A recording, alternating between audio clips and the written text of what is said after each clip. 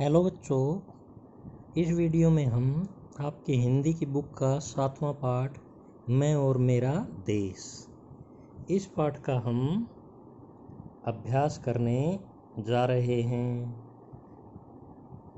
इसमें प्रश्न उत्तर भी होंगे, तो ध्यान से देखिए, कॉपी में लिखिए और याद भी कीजिए। ये आपके वर्ड मीनिंग हैं और नीचे दिए गए हैं ये रहा अभ्यास। ये है प्रश्न बातें पाठ की मौखिक। पहला प्रश्न है, स्वामी राम तीर्थ कहाँ की यात्रा पर गए थे? तो इसका उत्तर है, स्वामी राम तीर्थ जापान की यात्रा पर गए थे। कहाँ पर गए थे? जापान की यात्रा पर। स्वामी जी ने युवक को फल बेचने वाला क्यों समझा? क्यों समझा? क्योंकि युवक ने स्वामी जी को फल ला करके दिए थे, इसलिए स्वामी जी ने युवक को फल बेचने वाला समझा। अगला प्रश्न है, पुस्तकालय में विद्यार्थी के प्रवेश पर रोक क्यों लगा दी गई?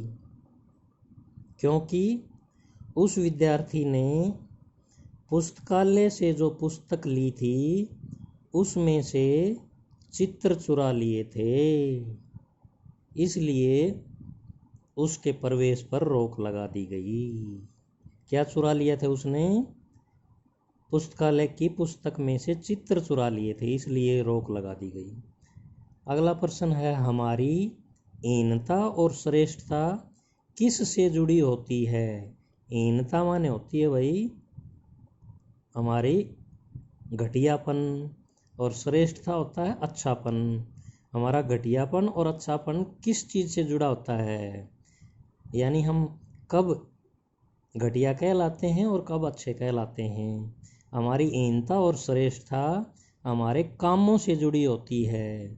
यदि हम अच्छे काम करेंगे तो श्रेष्ठ कहलाएंगे और बुरे काम करेंगे तो हीन कहलाएंगे।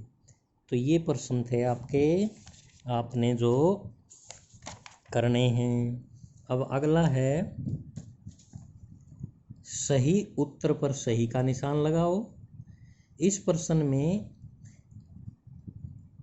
3 ऑप्शन दिए हुए हैं नीचे उत्तर के लिए, तो जो सही उत्तर है उसमें सही का निशान लगाना। तो ये है प्रश्न नंबर 1 का क भाग, स्वामी राम तीर्थ जापान में किस से यात्रा कर रहे थे? जापान जब में गए हुए थे तो किस चीज़ में बैठकर यात्रा कर रहे थे? रेलगाड़ी से, दूसरा है हवाई जहाज से और तीसरा है कार से। तो किस चीज़ से कर रहे थे यात्रा? रेलगाड़ी से। तो इस बॉक्स में आप सही का निशान लगा दो। फिर है ख भाग, युवक ने स्वामी जी से फलों के बदले में क्या लिया? युवक ने स्वामी जी से फलों के बदले में क्या लिया?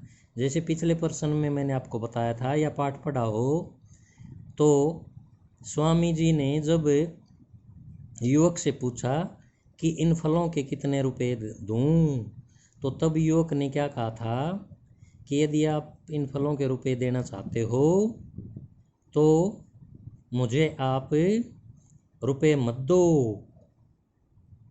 आपने क्या देना है? क्या देना है कि ये कहना है कि भाई वहाँ अपने देश में जाकर ये मत कहना कि जापान में फल नहीं मिले। तो इसका कहने का मतलब ये, स्वामी जी से फलों के बदले में उस युवक ने कुछ नहीं लिया। तो 3 ऑप्शन दिए, एक तो 100 रुपये, ये गलत है, नहीं लिए। 200 रुपये, ये भी गलत है, कुछ भी नहीं लिया। तो ये कुछ भी नहीं वाला ये सही है, इसमें यहाँ पर हम सही का निशान लगाएंगे। अगला प्रश्न है ग भाग, विद्यार्थी ने पुस्तक कहाँ से ली थी? 3 उत्तर हैं, एक तो मित्र से, दूसरा है पुस्तकालय से और तीसरा है बाजार से। तो कहाँ से ली थी? पुस्तकालय से। इसमें आप सही का निशान लगाओगे। चौथा है घ भाग, बुरा काम करने पर बुराई का टिक्का हमारे माथे के साथ साथ किस पर लगता है? माता पिता पर, देश पर और विद्यालय पर। किस पर लगता है भाई? तीनों पर ही लगता है, माता पिता पर भी, देश पर भी और विद्यालय पर भी। लेकिन यदि इस पाठ को देखें तो इस पाठ के अनुसार हमारे देश पर लगता है, तो पाठ के अनुसार हम सिर्फ देश वाले में लगाएंगे सही का निशान। अगला है प्रश्न नंबर 2, वाक्यों के सामने जो सही वाक्य है सही का निशान और जो गलत है ये क्रॉस का निशान लगाइए। उन दिनों फल ही स्वामी जी का भोजन था, तो ये कथन सही है या गलत? सही है, तो इसको यहाँ पर सही का निशान। दूसरा है, युवक का उत्तर सुनकर स्वामी जी क्रुद्ध हो गए, गुस्से में हो गए, नहीं ये गलत है, इसको क्रॉस का निशान लगाओ। पुस्तक में दुर्लभ चित्र थे, हाँ ये सही है, इसको सही का निशान लगाओ। जापानी युवक ने अपने कार्य से देश का गौरव बढ़ा दिया, ये सही है क्योंकि उसने फल लाकर स्वामी जी को दे दिए, ये सही का निशान। अगला है, पुलिस की तलाशी में चित्र विद्यार्थी के पास नहीं मिले, मिले थे, तो ये भी गलत है, क्रॉस का निशान लगाओ। अगला प्रश्न है तीसरा, नीचे दिए गए प्रश्नों के उत्तर लिखिए। पहला प्रश्न है, युवक ने स्वामी राम तीरथ को फल लाकर क्यों दिए, क्यों दिए थे? उत्तर लिखना है, क्योंकि युवक ने सोचा कि यह आदमी अपने देश में जाकर ये कहेगा कि जापान में फल नहीं मिलते, तो जापान अर्थात मेरे देश की बेइज्जती होगी, इसलिए अपने देश का सम्मान बनाए रखने के लिए युवक ने स्वामी को फल लाकर दिए थे। समझ में आया? अपने देश का सम्मान बनाए रखने के लिए युवक ने स्वामी राम तीरथ को फल लाकर दिए थे। अगला है ख भाग, विद्यार्थी की गलती से उसके देश का मस्तक क्यों झुक गया?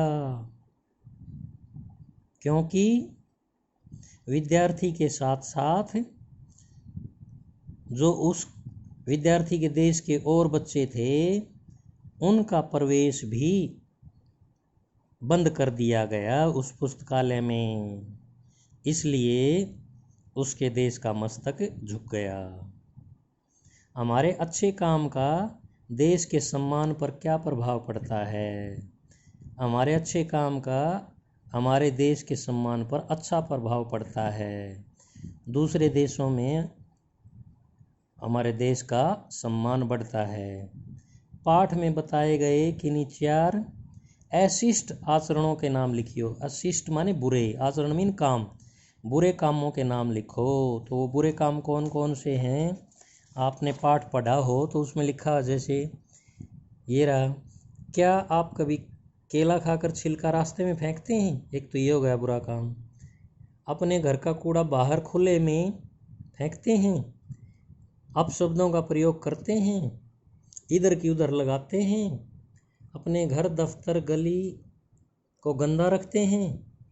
चलते फिरते कहीं भी थूक देते हैं? ये सारे अशिष्ट कार्य हैं, तो इनमें से आप लोगों ने 4 कार्य लिखने हैं।